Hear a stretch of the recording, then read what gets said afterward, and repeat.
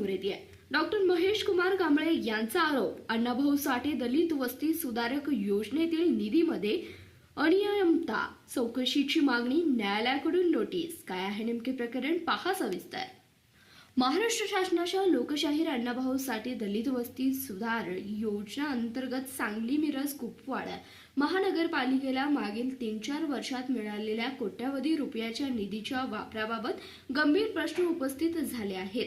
स्वाभिमानी आंबेडकरी चळवळीचे नेते डॉक्टर महेश कुमार कांबळे यांनी निधीच्या वापरामुळे अनियमितता व गैरवापर झाल्याचा आरोप करत चौकशीची मागणी केली आहे। डॉक्टर कांबळे यांनी सांगितलं की उपलब्ध माहितीनुसार माजी सभापती अनिता मोहन वानखेडे यांच्या कार्यकाळात 2 वर्षाच्या कालावधीत सुमारे 60 ते 65 कोटी रुपयांचा निधी प्राप्त झाला होता।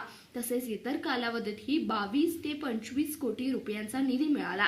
मात्र इतक्या मोठ्या निधीनंतरही दलित व वंचित वस्त्यांमध्ये अपेक्षित विकास कामे झालेली येत नसून असा आरोप त्यांनी केला आहे। त्यांनी पुढे दावा केला की हा निधी मूळ उद्देशापासून विचलित होऊन इतर ठिकाणी खर्च करण्यात आला असून यामुळे दलित व बहुजन समाजावर अन्याय झालाय। या प्रकरणी त्यांनी सांगली येथील दिवाणी न्यायालयात याचिका दाखल केली होती।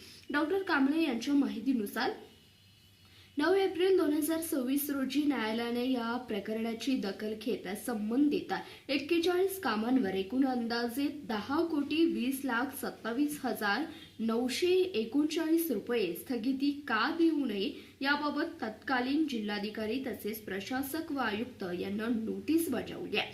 या संदर्भात त्यांनी जतचे भाजप आमदार व बहुजन नेते गोपीचंद पडळकर यांनाही निवेदन दिले असून मुख्यमंत्री स्तरावर हस्तक्षेप करून भविष्यात निधीचा गैरवापर होऊ नये अशी मागणी करण्यात आली आहे। डॉक्टर कांबळे यांनी हेही नमूद केलं आहे की ज्या लोकशाहीर अण्णाभाऊ साठे यांच्या नावानं ही योजना राबवली जाते त्यांच्या स्मारक व पुतळ्यावर गेल्या काही वर्षात कोणताही खर्च करण्यात आलेला नाही, ही बाब दुर्दैवाची आहे। जर या संपूर्ण प्रकरणाची सखोल व निष्पक्ष चौकशी झाली नाही तर येत्या 8 दिवसात उच्च न्यायालयात याचिका दाखल करण्यात येईल असा इशाराही त्यांनी दिलाय।